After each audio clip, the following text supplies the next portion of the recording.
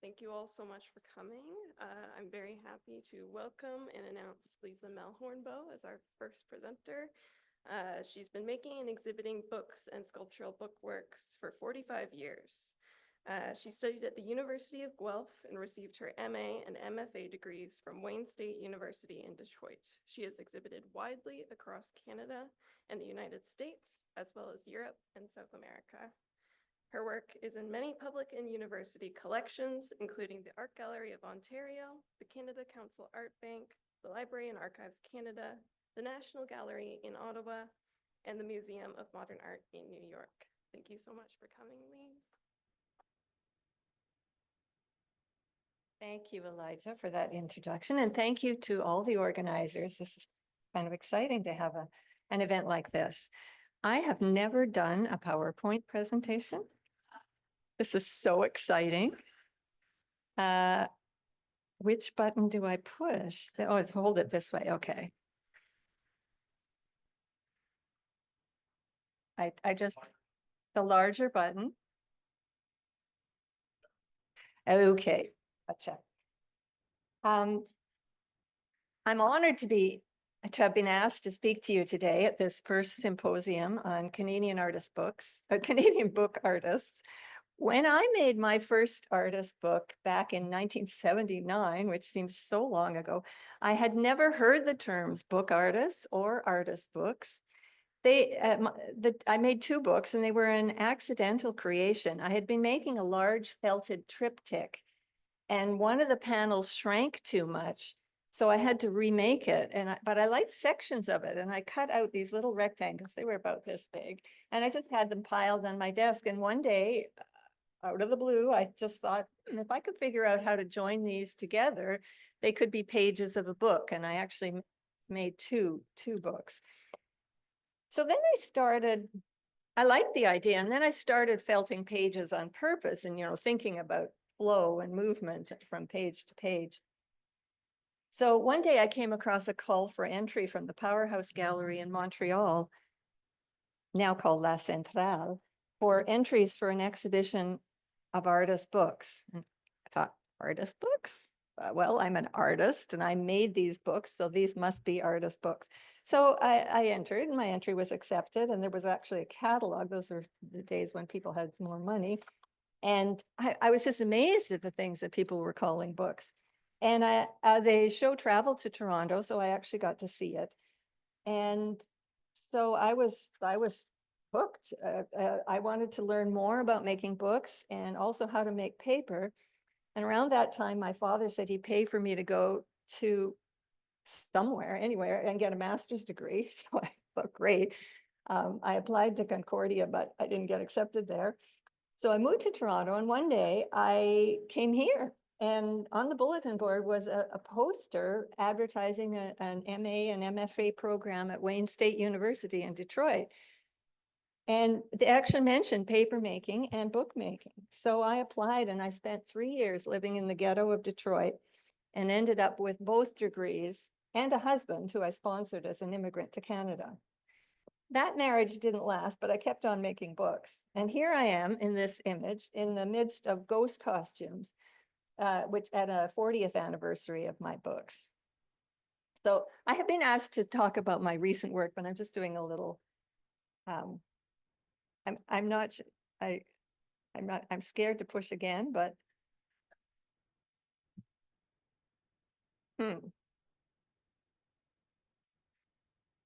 Am I supposed to be pointing it somewhere? Oh, there we go. Okay.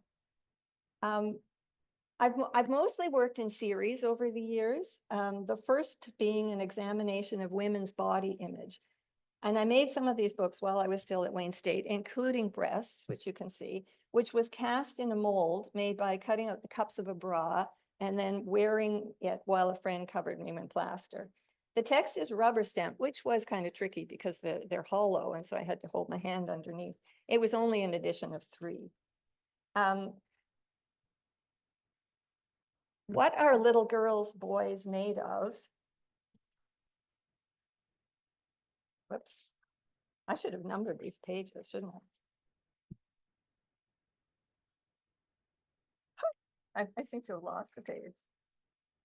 No.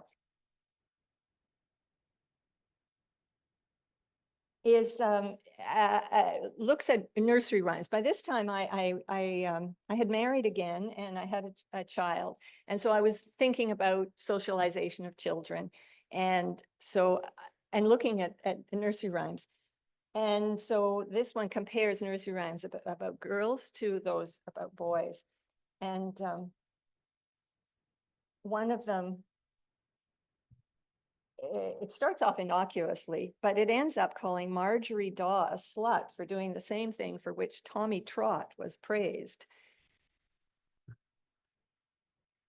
From the beginning, I was gathering stories from other women. I just decided this was a good way to work. And so I would I'd write questionnaires and I'd send them off to friends, and then they'd photocopy them and send them to friends. And I got wonderful stories from women.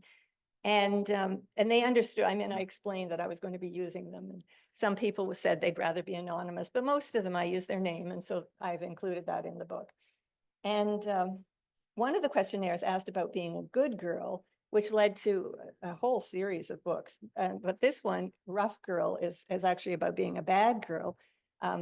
It's a great little story about kicking boys in the crotch on the playground, which I myself had never thought of, and I was so impressed. She was in grade 5.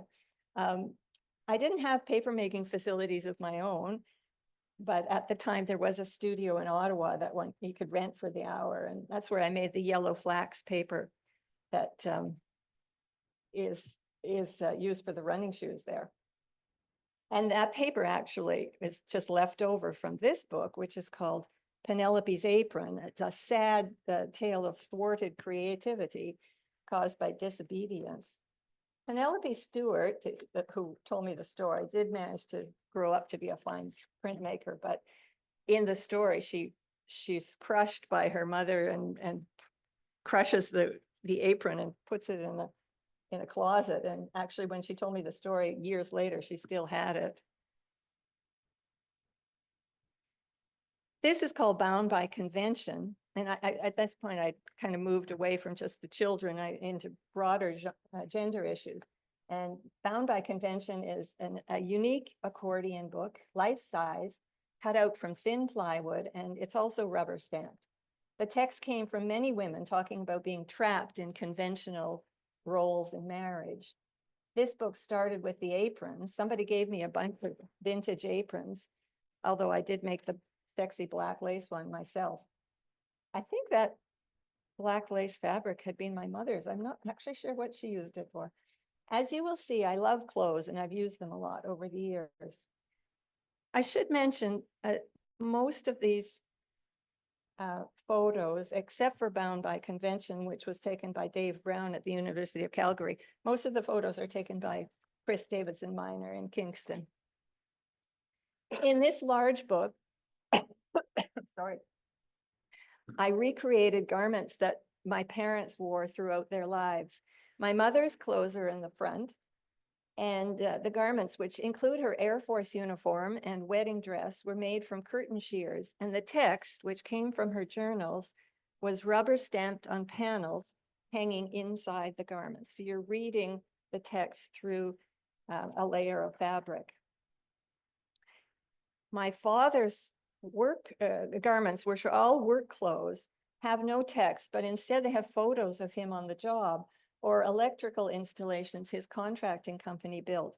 He was really proud of his work.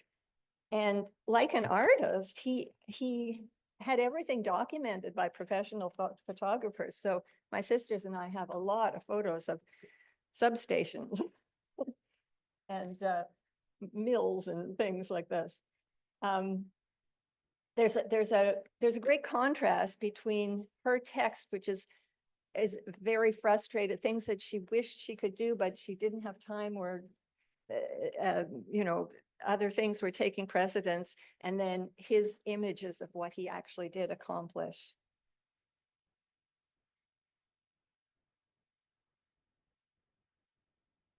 I got breast cancer. Yes, there we go.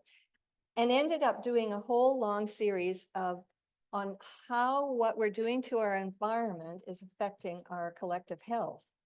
Body Map is a meander book that unfolds to reveal a photograph of my body upon which I've written personal health information. And in the space around my body is information about toxins in the environment that might have affected connected to the health problems that I have had.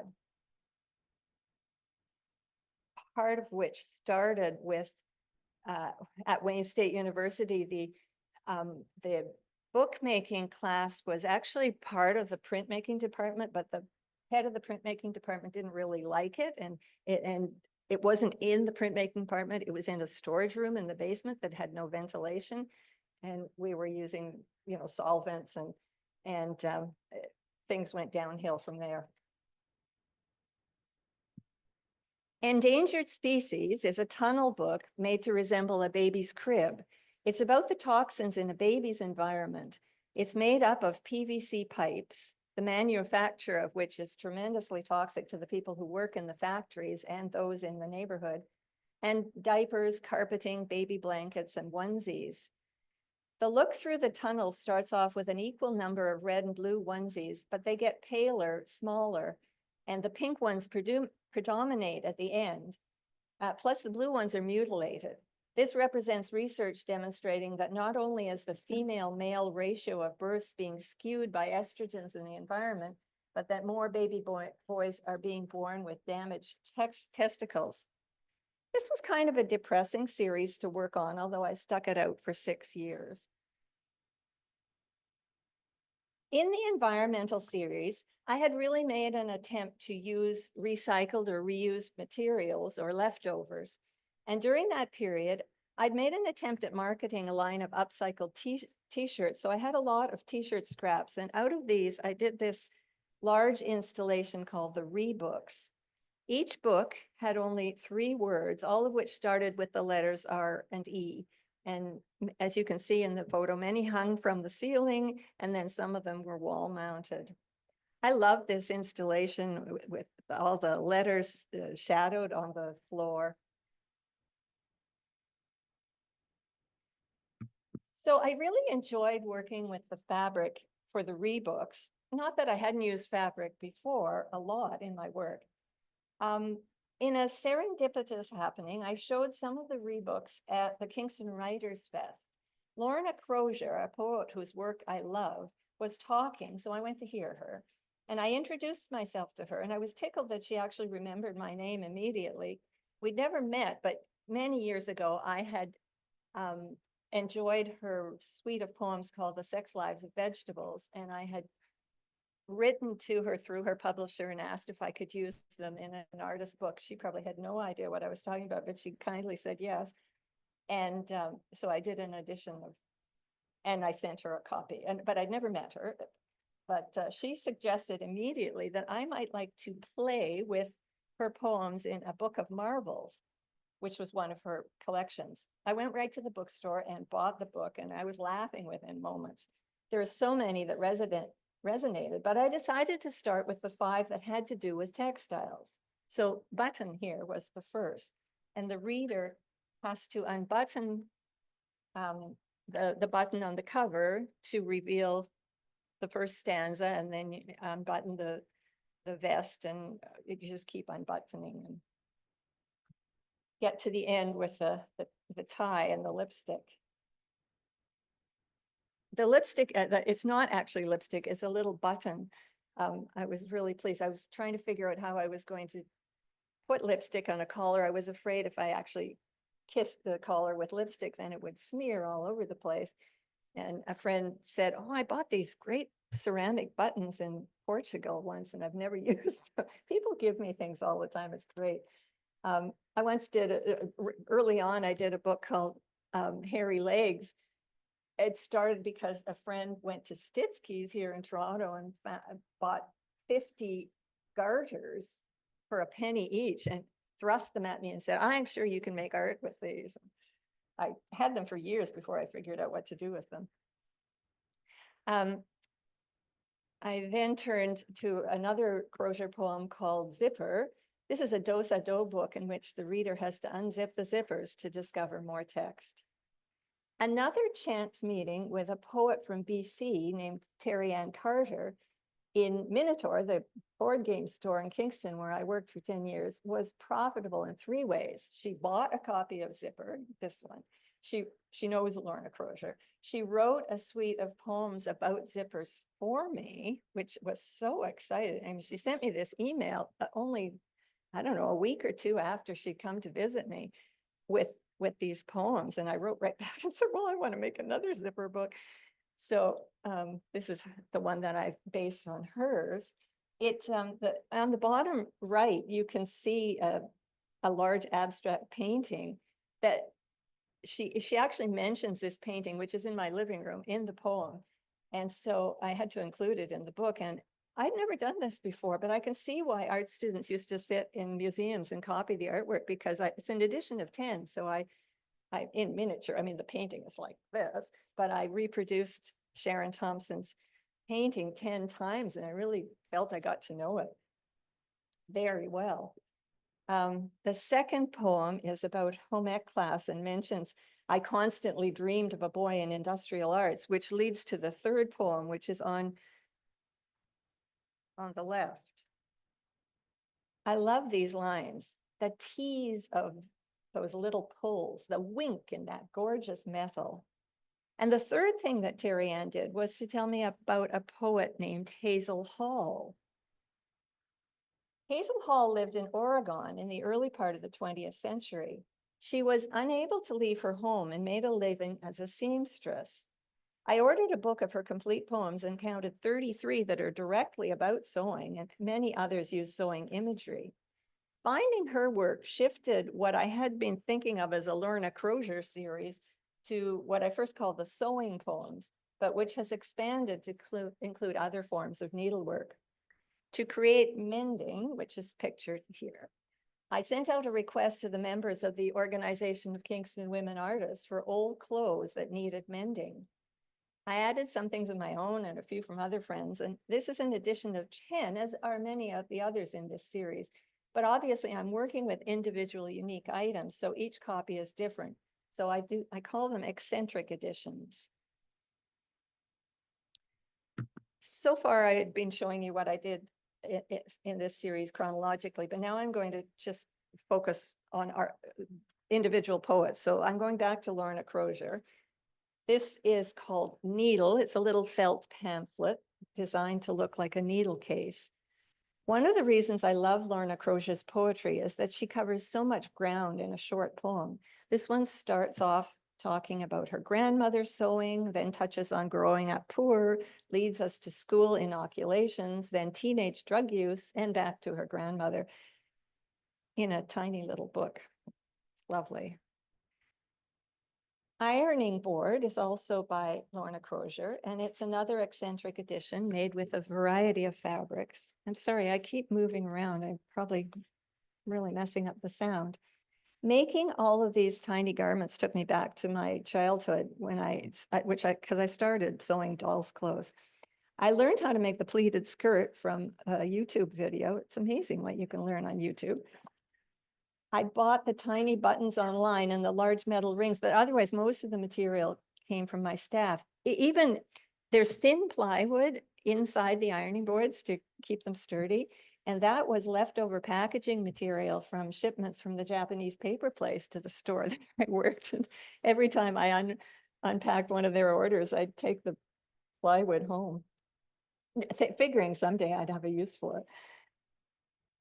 I learned something funny recently. The word, oh shoot, now I've forgotten. Sable.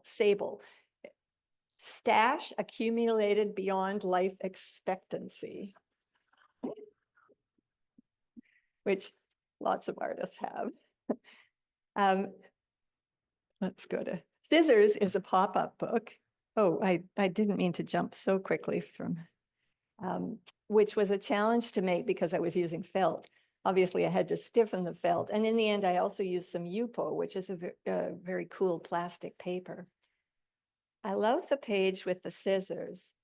as the poet mentions the blue shadows in a snowbank, which is something that always makes me slightly sad, but also brings back memories of my childhood, which was spent in northwestern Quebec and involved a great deal of snow. It also has a beautiful stanza, which maybe has more meaning for someone my age than it does to students. From the brilliant air, how you wish your blades could separate and snip the warm, moist mist of your breath to carry on onto whatever cold awaits you in the days to come. Some of the pages are industrial felt, which will reappear later in another book. Again, this is an eccentric edition, as one of the pages, the one at the bottom right with the snowflakes, is part of a felted sweater. There were several sweaters sacrificed for the edition. So now I'm moving on to another poet. This Kingston area poet, Diane Dauber, is a friend of mine. So when I started this text and textiles series, it occurred to me to ask her if she had ever written any poems that had to do with needlework. And I was delighted when she gave me two, and also told me about a Bronwyn Wallace poem, which she had remembered hearing at a poetry reading. I'll get to that later.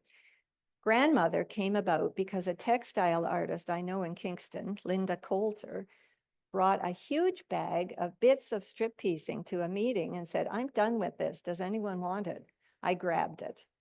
If I'd had to piece all these little pieces of fabric together, I probably wouldn't have made this edition, but a lot of them were, already assembled, and I just had to add bits and fit them into the shape that I wanted. I'm not sure what made me look at shorts, but I went to a secondhand store because I was still trying to reuse things.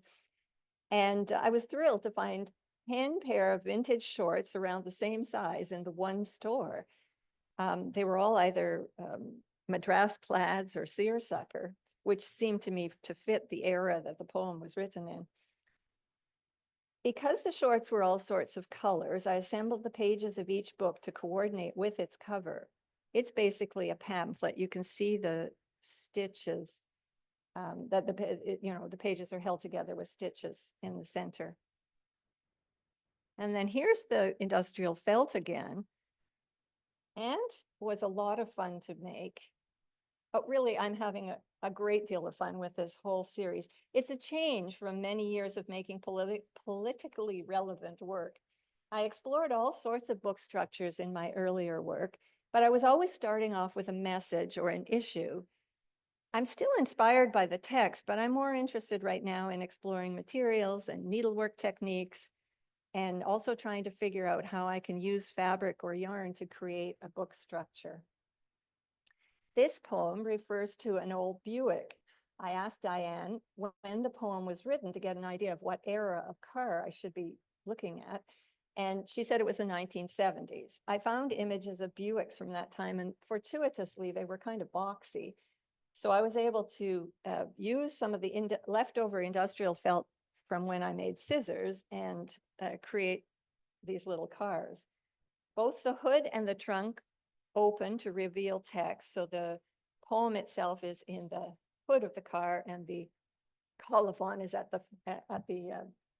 in the trunk. You'll see a tiny little wrench. I don't know where I got them, 3 tiny little metal wrenches that I've been carrying around for years.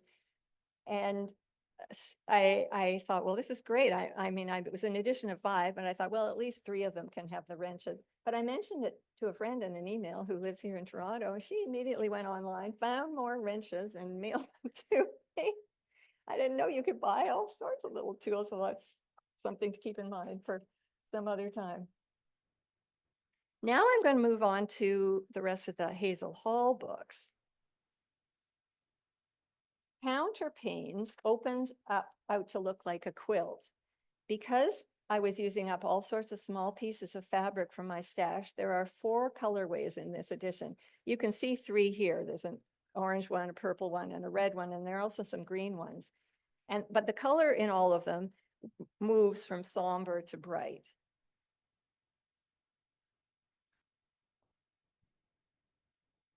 I've made several paper star carousel books in the past, but it was a challenge to create one in fabric, which is by nature limp rather than stiff.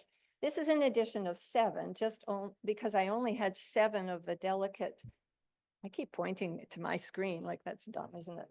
The delicately embroidered placemats and napkins, which you can see in the larger photo. I was drawn to this text because it reminded me of some of the text from Ghost Costumes Pauline, the book with the dresses of my mother's. For instance, I know that hours of light are about to thrust themselves into me like omnivorous needles into listless cloth. Like my mother, I gather that Hazel's time for creative endeavors was constantly interrupted by mundane matters. Just because Hazel sewed for a living didn't necessarily mean that she loved doing it. I assume she would rather have been writing poems. To Sewing is a flag book in an edition of only 5, as I didn't think I had the patience to make 10 copies of all the delicately embroidered tulips and crocuses. This poem starts off, "The wind is sewing with needles of rain, with shining needles of rain, it stitches into the thin cloth of earth."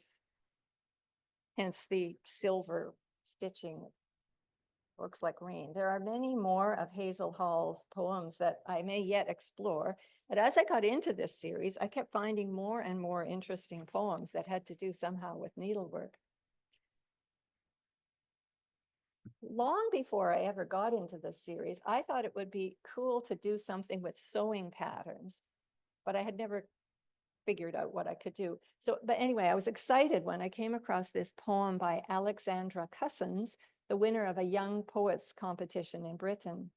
Basically, the poem is about creating a woman by sewing her together. And at the end, the instructions say to burn the pattern.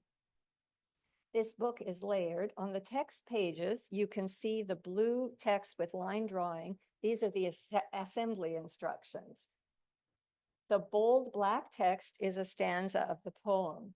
And then there are also photographs of the relevant sections sewn together. And in between are vellum pages with the pattern pieces. So the reader's always seeing either the photo or the text through the sewing pattern.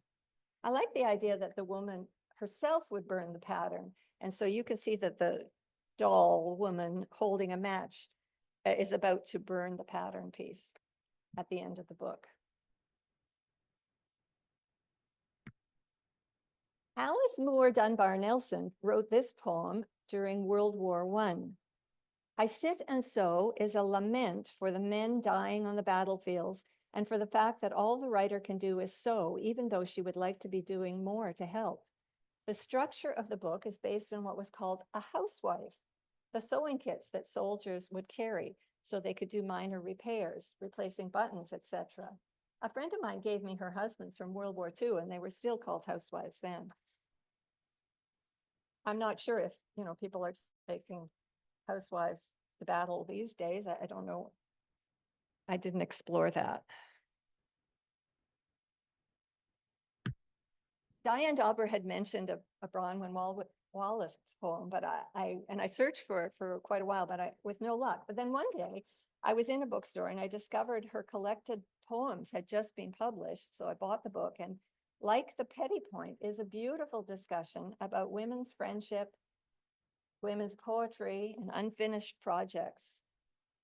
One of which is a knitting project. So I knit the covers and left the piece of knitting on the needle, and then used the back cover and the front cover each have a needle, and then it's a little hard to see, but there's a white needle in between the 2 blue ones.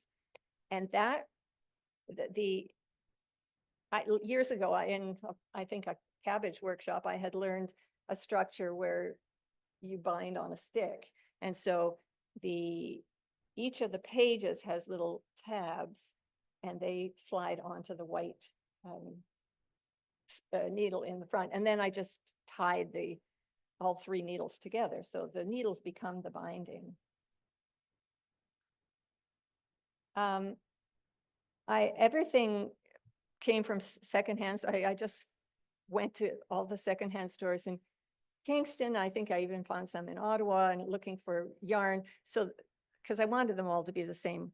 The covers are all, more or less the same color. And I even found the canvas for the Petty Point at Valley Village, which was exciting because I was just about to order some new and it was really expensive. And then I found this like for $5. It was great. I had never done Petty Point before and I will never do it again. I realize some people find this sort of thing relaxing, but I like tiny little stitches and little holes. It's not relaxing for me. And I was really glad that the poem specified that the projects were unfinished. So I didn't actually have to do all the background because then it would have been a unique book for sure, not an edition. I wasn't aware that Barbara Kingsolver wrote poetry until a friend accidentally requested a book of hers from the library, assuming it was a recent novel, and then discovered it was a book of poetry. She thought, this was during the pandemic, and she read some of the poems over the phone to me, and then she dropped the book off. And this poem is called Thank You Note for a Quilt, and it's dedicated to an older friend and neighbor of Kingsolver's who taught her how to quilt. She specifies that the quilt in question was a falling leaves pattern, which has to be the most complicated quilt pattern I've ever tackled. It was especially difficult because I was using up bits of fabric from my stash. So each copy is slightly different, but I had to keep all these little stacks of triangles and squares, in order so that things line up.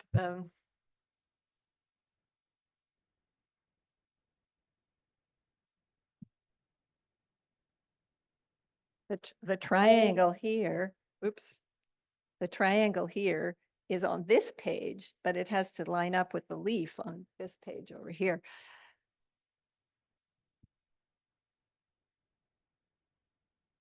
One of the things I've been enjoying about this series is that I'm challenging myself to learn new skills. And so this was definitely a brain challenge for me.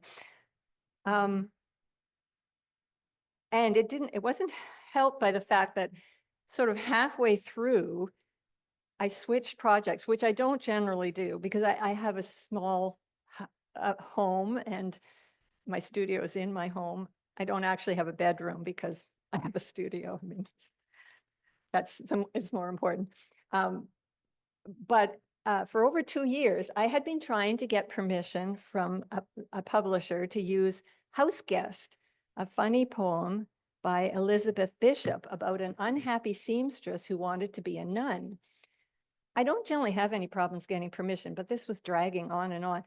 But when the Organization of Kingston Women Artists decided to have an exhibition on the theme of regret, I got more aggressive because I thought this piece would be just perfect for that show. So I finally got the permission. I put away those hundreds of little tiny pieces of cloth that I'd cut for Thank You Note for a Quilt in little baggies and created this edition of 6 books, which are dressmakers' dummies called Judy's, wearing 5 different garments with text printed on fabric sewn onto the inside of the garment. So, I mean, this is the whole edition here, just about in the photo so that you can see the whole thing. Except the nun's habit has the text right on because I mean, who would undress a nun? So she keeps her clothes on. That would be tacky. I came across a poem by Cindy Veach, an American poet living in the state of Washington, while on one of my Google searches for poems about sewing. She just published a book with several poems about her great-grandmother who emigrated from Quebec to work in a fabric mill in Lowell, Massachusetts, as well as some about her grandmother and her mother. On the Grain is about an impatient teenager trying to sew by taking shortcuts that mess up every project. It was kind of fun deliberately sewing badly. As I said before, the challenge of creating books in fabric using structures I've used before in paper or inventing new structures is keeping me engaged with this project far longer than I anticipated. I'm currently designing a knitted book and experimenting with e-textiles.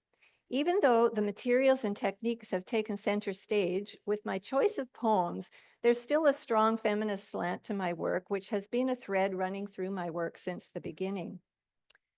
Thank you for the opportunity to share my work with you. For those of you who are excited about making books, my best wishes to you. I'll make it clear it is not a lucrative field, but it has been very satisfying for me. On a totally pragmatic note, for the students who are here, pay into the CPP, even if you don't have a real job where your employer is doing that, because you'll really appreciate it later. I did not, and now I am regretting it. So you can learn from my mistake. Thank you very much.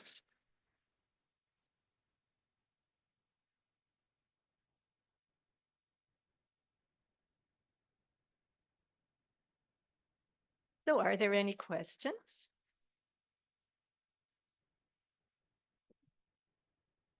So we have a microphone that we can bring out just so that everyone online can hear the question as well. If you want to raise your hand if you have a question. I have a question. Mine's about your work exploring feminist issues and women's work.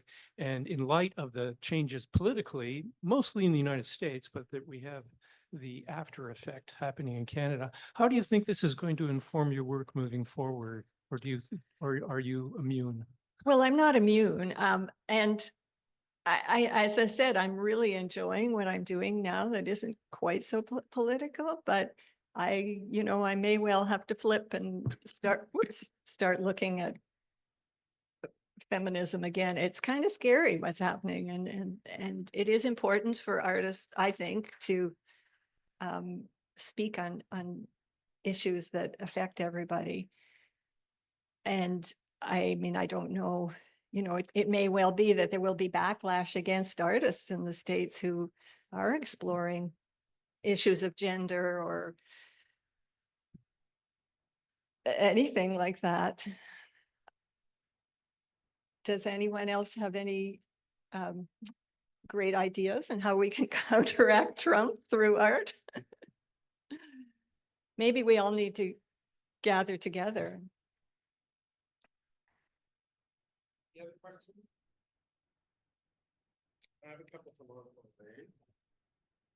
So I had a question about printing the text on the fabric with the rubber stamps. Could you elaborate kind of the process, or if there's anything? It's not easy, because if you're using textile ink with rubber stamps, it dries really quickly and you have to keep stopping, and it's kind of plasticky and trying to wash it off or peel it off. So it's actually really aggravating. And it took me a very long time to do the ghost costumes because there was a lot of text. There's another question out here in the audience. First of all, you're just incredible. Thank you so much for sharing all this Thank you. very inspiring work with us. I was really intrigued by the piece that you made about your mom and dad and the photo transfers on fabric. Could you talk a little bit technically about the photographs on the father's pieces? Because they were just really well done. I'm just trying to remember how I did those. Uh-oh. I think there's some transfer paper that you can get that you can photocopy onto. And then you flip it. It does come out in reverse. It didn't matter for the photos, but I've thought about trying, how would you use it for text? Because you'd have to get the text backwards first. But anyway, so you turn it upside down and you iron it and it transfers. And then once it's cooled down, you wet it and you rub, and the paper just kind of dissolves and you rub it all off. Yes. Oh, hold on. Were the ghost clothes on paper or cloth? They're cloth. They actually, what started it was my ex-husband is a musician, and he was the keyboard player for a production of Fiddler on the Roof. And they had these ghost costumes that were made out of nylon curtains. And at the end of the, I think at the, I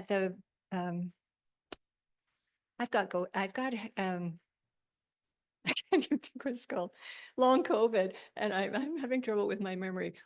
What is the last, the performance before the opening night of a dress rehearsal? At the dress rehearsal, I stood up and said, at the end of the performance, if nobody, if you don't want your ghost costume, could I have the fabric? Because I had an idea of trying to do a piece where I was dyeing the fabric. And well, then I realized when I got them that you can't dye nylon curtain shears. They just don't take the dye, or at least I didn't have the right dye.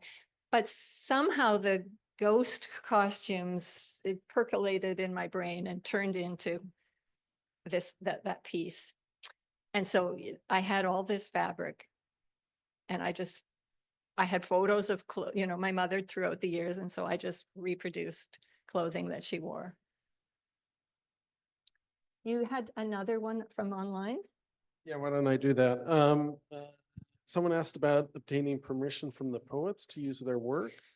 If I know the poet, I get personal permission, but I have written to several publishers to get permission. And some of them I've had to pay something, and others just say yes.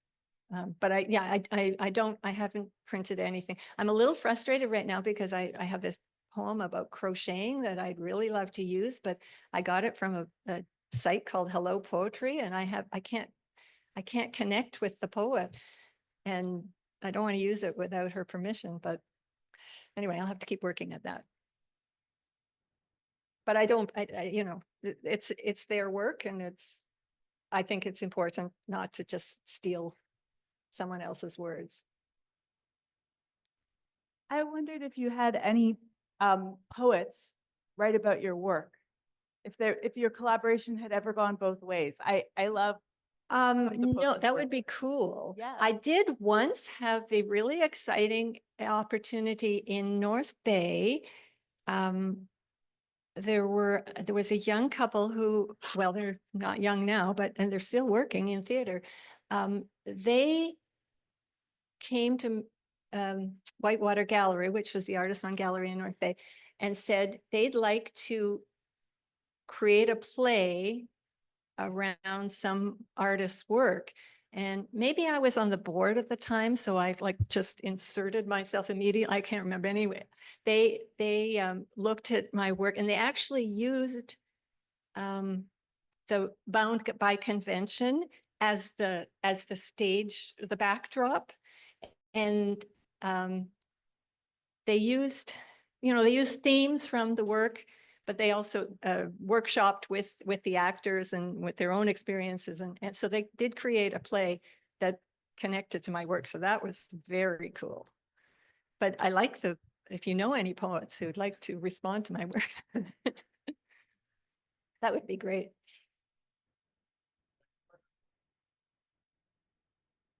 We have one more from online, asking about kind of how much hand stitching and how much machine stitching you do. How do you kind of combine that? Well, there's both.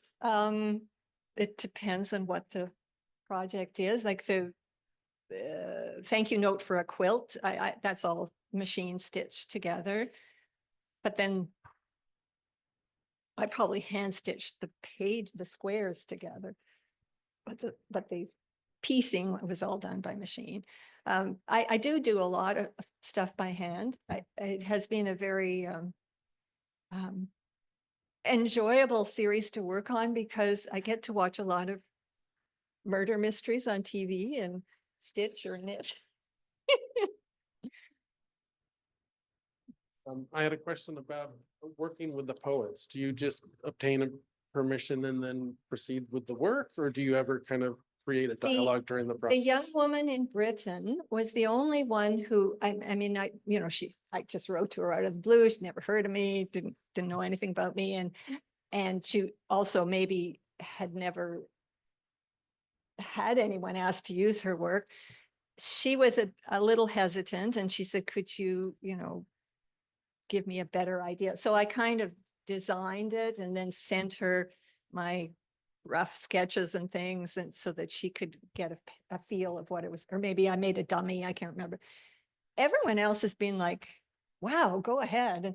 And Lorna Crozier actually calls them collaborations, even though I've, I haven't consulted with her on anything about the visual, but she feels that I'm augmenting her work and speaking to her work, and she's quite happy with them.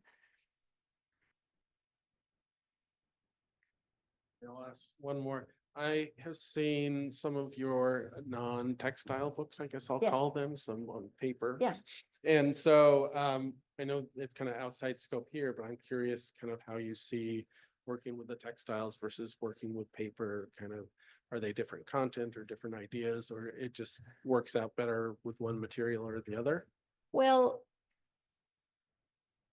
yeah, I've always started with the concept or the text, and then tried to think what form, what structure would best augment, uplift this text. So I mean, yeah, some things work better in paper, and then some things are easier to do in paper.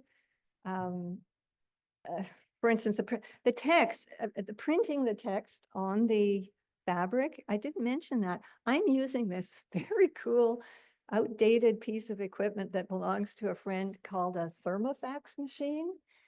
And you print your text on,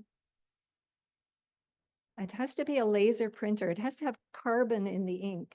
And then you buy this screen material, and and it has emulsion on one side, and you put the text up facing the emulsion, and you run it through the thermofax machine, which is basically just seems to be a light bulb. I don't know. It heats it, and the carbon burns the screen.